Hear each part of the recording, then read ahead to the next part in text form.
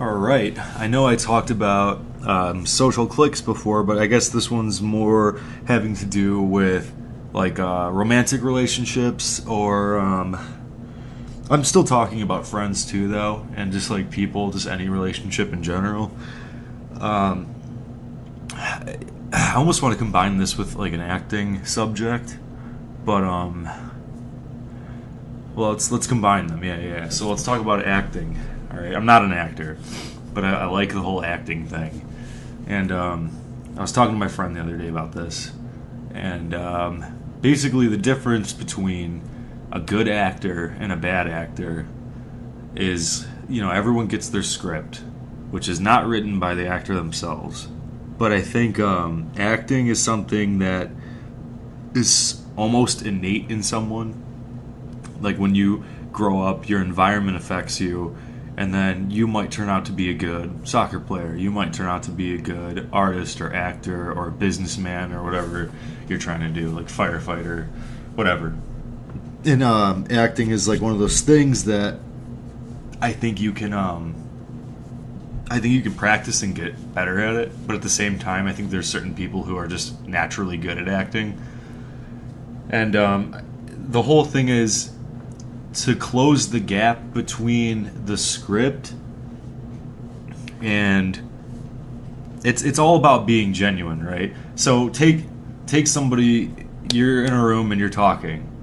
There's no You're just being genuine. You're just responding. You're like talking about whatever you want to talk about or whatever.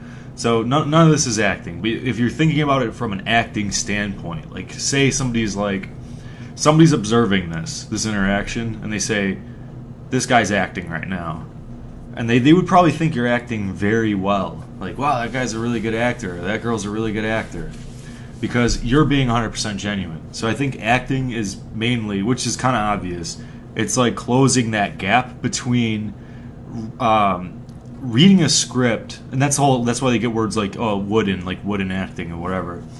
Good acting is basically transforming into that character and being genuine with the lines you're given. So it's kind of like if you don't understand why the character would say these lines in the script, then it's not like 100% legit. Like you have not transformed. And sometimes, yeah, it's the script's fault, right? But it's closing that gap until it's such a thin, like, whatever, dental floss kind of line, you know what I mean? So I think that's what makes good acting is it's not so much like acting isn't like this object and you're like, I'm good at this object. Acting, what fits inside that, what like the real thing is actually convincing yourself that like the situation you're in is genuine. Like this stage, these lines, this is real and this comes from me. And if it doesn't come from you, you have to find the self that it comes from. And yeah, I don't know. It's just not about.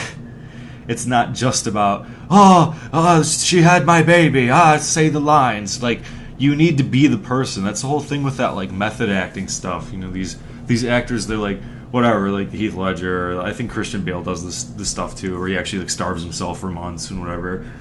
You get. I mean, the best performances are always. And I'm not going to jump on the I think the Joker was really cool, but I'm not about to just jump on the bandwagon and be like, Joker, best thing ever, oh my god, especially because he died, he's like Elvis or whatever. It was great, it really was. But, I mean, that's not the point. The point is, like, good acting is when someone can actually convince themselves, basically. It's literally being good at lying to yourself.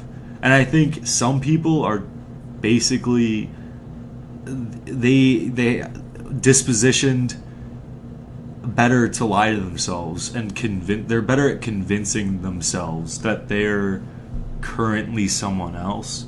But at the same time, I think the real challenge for acting is you need to be that other person, and then you need to, like about the lines thing I already talked about, you need to actually like absorb the script and think it's coming from you. So it's the whole thing, like you can get into a character, like you can, I grew up in like whatever New Hampshire and like did this and that, and then you can go throughout your day. But but then on top of that, somebody gives you like actions and words to do. So it's like you get into the character, and then you need, on top of that, step two, you need this character to like follow a set of rules. So the only way you're gonna follow that set of rules and not look rigid and wooden is to actually find the man or find the woman who would actually take those actions and to take those lines, or to, you know, output those lines. And I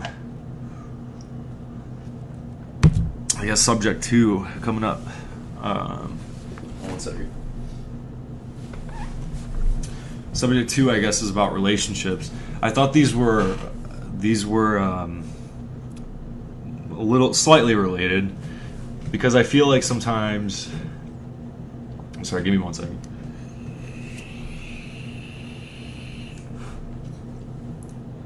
I think people are good at convincing themselves that they're more, I guess, what is it? I think people are good at convincing themselves that they're more like altruistic and genuine, and like there's like with these connections people have, like looking at like dating, etc. I don't know. People, it's almost like you have to lie in a way. And that's why I guess I relate these two subjects, because when it comes down to it, loving somebody it's almost to the extent that you love yourself. And I know that's like cliche or whatever, like gotta love yourself before you love someone else, but it is true, because, well, it's like Perks of Being a Wallflower. There's like, I didn't just watch it, but there's a quote in that, like, you look for the love that you think you deserve, or whatever it is. There's also a great line in Nightcrawler, Lou Bloom. A friend is a gift you give yourself. And it's all about, it is at the end of the day all about me. And like, people see that line right there, it sounds so, it's satanic, it's all about me, that's so selfish, you got it wrong, man. It's not wrong. You don't look for someone, me as a straight male, I don't go out and look for a girl who I don't find attractive. I don't go out and look for a girl that I think is gonna domestically abuse me, or who's gonna steal from me and lie to me and just be impleasurable to be around. Like, I don't know, she's not funny, we don't converse well, she doesn't laugh at any of my jokes, whatever it is in a relationship that you get out of it. It's all about getting something out of the relationship.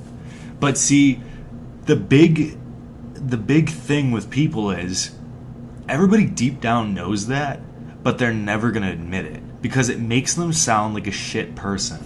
But it shouldn't, because I don't think being honest is being a shit person. I wish people were more honest in society.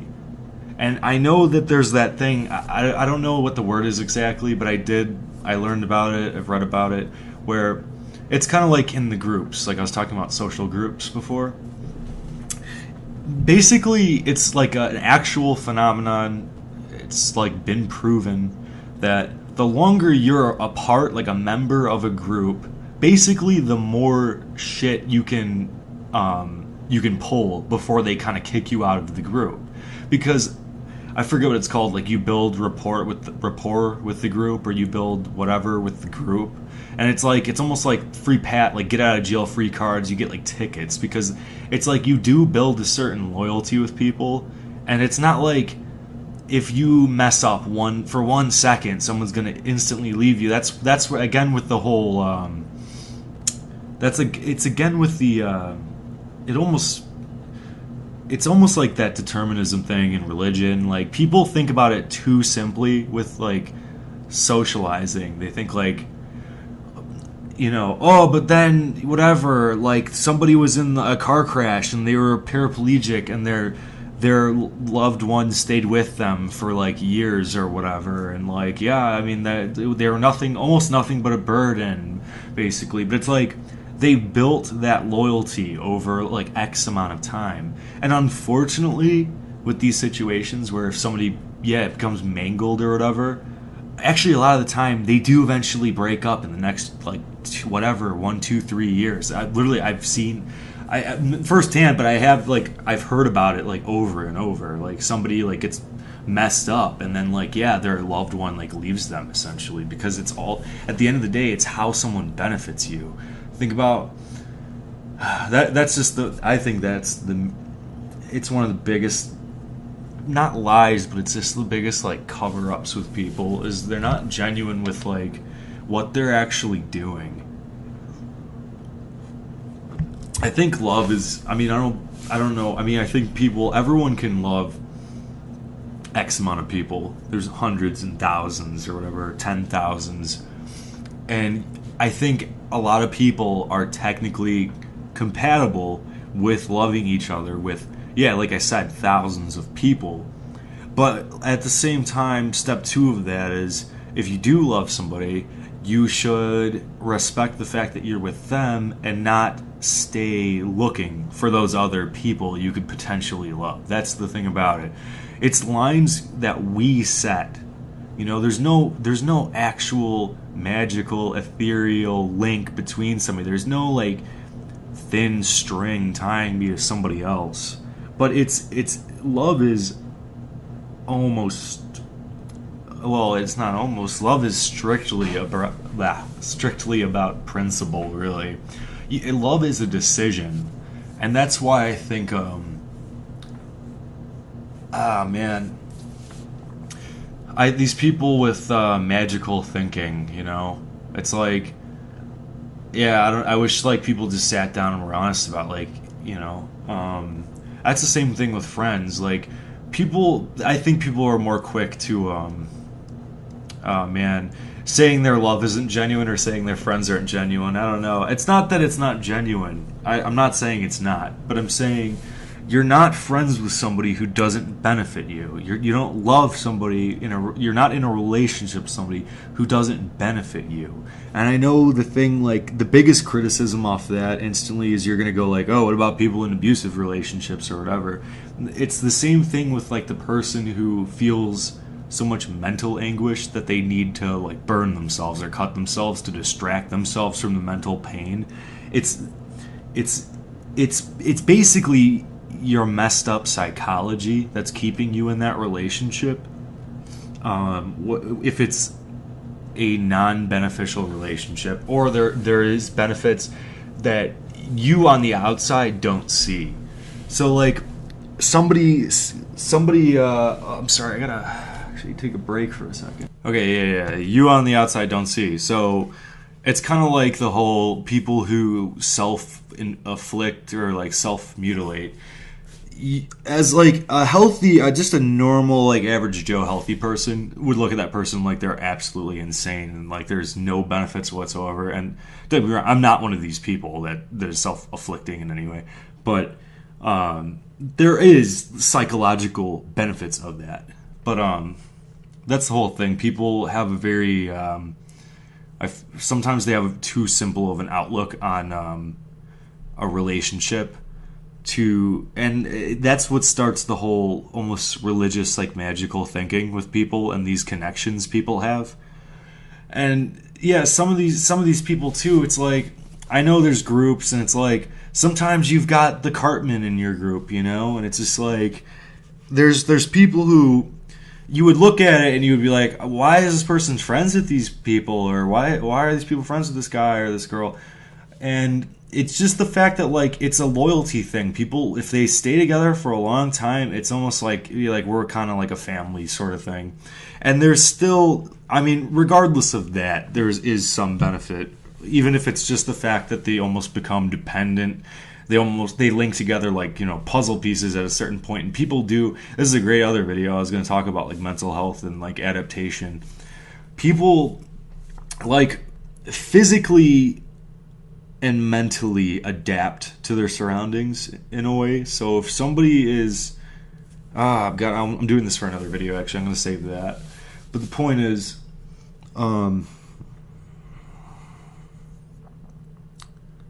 that's the whole thing with your friends, man. It's like 100%. Like, I'm going to go hang out with somebody like, I like this person, you know? They're pleasant to be around. They're funny, and et cetera, et cetera. But at the end of the day, all of those things benefit me. And I like them, and I like hanging out with them because it makes me feel satisfied. at like whatever the next day, like, oh, that was a good night, I talked to this person and we had some pleasant conversations, we laughed a bit, and like I didn't feel so lonely, and it's like I'm getting something out of it.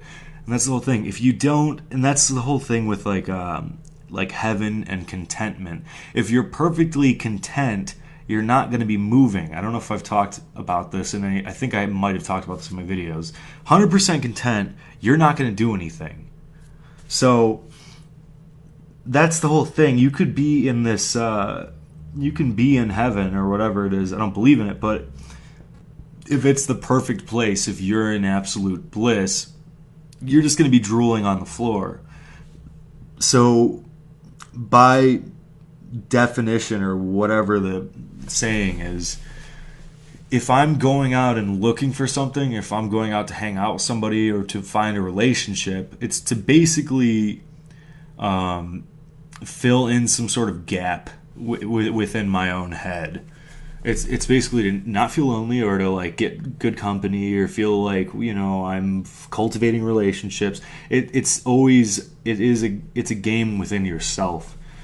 And again, I say with the whole love thing too, I think understanding the fact that, like, yeah, you like people because they benefit you, and then you want to be a good person, just try your best to benefit them as well.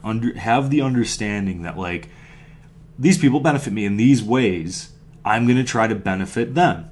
And don't take what's the word? Don't take tally or tabs of the things themselves, because that gets people in it. I know people like that. I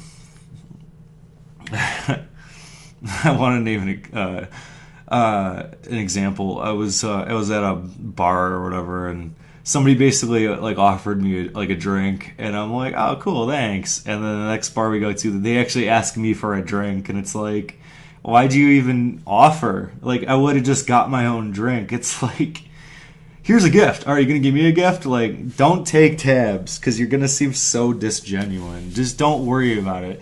I think if you have the understanding that that person actually does care about you, then you don't really need to worry about tallying up all the nice things they do for you. So, as long as you, I guess, can label them a genuine person, try to be a genuine person to them. Try to benefit them. Don't screw them over. But it really is. It is, and see, people hate to hear this. I think, especially, you want a death sentence. Say the exchange of goods and services. Just say that line to a woman if you're talking to her at a bar or whatever. She's gonna walk away so fast. I've actually said that before. If you even bring up the exchange of, relationships are the exchange of goods and services, but at the end of the day, they actually are. And that's whatever, the economy, that's everything, nothing's for free, man. So you want somebody to benefit you, benefit them, output benefits to people you think deserve it, and try to be genuine and try to find the genuine people. But remember the last thing, I already said it. Love is it's a principle. Love is a logical thing. It's not magic. It's not some tether between people. You can love any number of people, but if you really wanna get down to it, you really want to say, hey, I love you, then you need to shut yourself off potentially from other people you could potentially love. Not like don't ignore everyone in the world, but don't be looking still if you actually think you found like someone you want to grow old with or whatever it is. And that's a whole nother subject. I don't see the point in. I don't see the point in the whole like hooking up thing with dating. It's just like, dude, try to find your partner, try to find a partner in crime, and stick with it. And whatever, hopefully they age gracefully. That's this generation now. Everyone's drinking and doing drugs like 3-4 days a week. It seems like. Then again, I'm still in college, late 20s, but. Yeah, I don't know. People blow away their 20s, I feel like, now, and then they want the magical relationship when they're in their mid-30s, and it's like, yeah, a lot of people would argue against that. A lot of people would say, like, like, oh, your 20s are for running around and having fun, and then you settle basically. But that's the it's not they don't use the word settle, but it is kind of like settling. It's like, hey, I am like in my mid 20s or I'm in my 20s. This is literally like as good as it gets, honestly. I feel like when you're in your late 20s and like maybe like 30, you're probably like the best person you're gonna be. Unless you I mean, yeah, obviously there's circumstances like, oh, I was a heroin addict in my 20s and 30s, but then I got off if I became a good person and started whatever talking to my family again, etc. But when it comes down to the whole like blooming and wilting flower, like, you know what I mean, just physically, you're probably at your peak in your like 20s and like early 30s. So it's one of those things where it's like, I want to give somebody my best. I want to find somebody when I'm in my best, and I want to find somebody when they're in their best. Because it's like, at one cynical side of me, like, it asks the question, like, if I found somebody in my 30s, would they like me when I was in my 20s? Would I like them when they were in their 20s? You know, would they give me a shot? And it's like, that question can never be answered. And it's not like something I can never get over, but it is something like, yeah, I'd rather find, me personally, I know a lot of people are going to throw something at their computer screen, but me personally, I'd rather find a woman when she's in her peak than when she's going downhill. Sorry to say that. I just, you know, I don't want to be settled on. And I feel like I can benefit somebody enough where I don't need to be settled on. That's how I wouldn't accept anything less. And I honestly strongly advise, this is not just personal. I think it's a good set of principles to live by. I think you should also live by this thinking. I think don't be somebody's second choice. Don't be put on the back burner. If something doesn't work out, it doesn't work out. Keep looking for your true sweetheart. Because whatever, man. I mean, you can do the whole hooking up thing. You can do like the really short, shallow relationships thing. But I think at the end of the day, everyone craves, unless you're whatever, some kind of very specific mental condition or whatever. I think everyone craves the companionship. People can crave loyalty, and in a lot of ways, they need. I think people start getting kind of loopy, honestly, if they're cut off from people. We're social creatures, and that's the whole thing. Biologically, we're one of the when it comes to the deviation of male and females or whatever, or sex wise, male female. We have some of the lowest like size deviation of like body mass or whatever, and that's essentially because of sexual strategy. So people are more about communication, like I've said in last video. It's all about like talking. In a lot of ways, that can get sinister too, because a lot of guys now, it's all about manipulating your environment essentially, and that's fine. But then again, I've got a great quote, and it's strategy is for those who need it. You know what I mean? And I wanna rise, and I wanna float where I float. You know, like liquids separating, like oil and water and whatever. Just let the cream rise to the top. Let the gold whatever sink, and let everything let the chips fall where they're gonna fall. I think over strategizing sometimes is a bad thing, and I think that goes hand in hand with overthinking things. If you're overthinking something too much, you're not getting into this like magical, and it's not magical, but this magical flow of life. And you'll know when you're in the flow, because like it's not that you're stupid, but you're not thinking too hard about things. Like it's almost like you're watching yourself do something and you're loving what you're doing, like getting into the flow of life. So don't overthink things. And it's like, if something doesn't work out, don't waste your time.